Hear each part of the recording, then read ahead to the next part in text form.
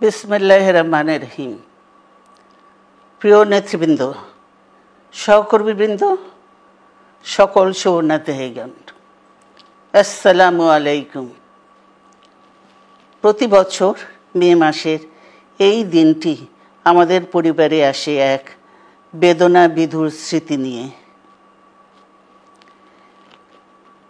এই দিনে শুধু আমাদের পরিবার নয়, বরং সমগ্র দেশই হয়ে উঠে পড়েছিল বেদনার্ত ও অভিভাবকহীন। আমাদের প্রিয় মাতৃভূমি বাংলাদেশের জন্মের সাথে জড়িয়ে থাকা এক অবিচ্ছেদ্য নাম শহীদ প্রেসিডেন্ট জিয়াউর রহমান, যে চট্টগ্রাম থেকে স্বাধীনতার ঘোষণা করে তিনি এ দেশের সাথে তার নাম অবিচ্ছেদ্য করেছিলেন। সেই চট্টগ্রামেই এক সফল, সৎ, দূরদর্শী ও প্রকৃত দেশপ্রেমিক প্রেসিডেন্ট হিসেবে নিজের জীবন উৎসর্গ করেছেন।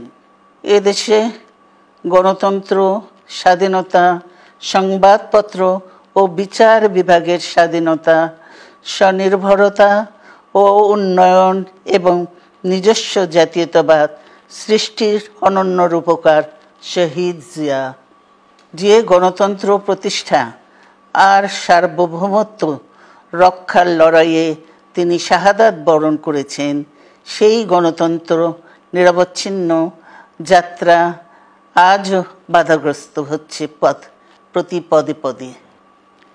খুব শীঘ্রই আমরা বাংলাদেশকে গণতন্ত্রে পুনঃপ্রতিষ্ঠিত দেখতে পাব।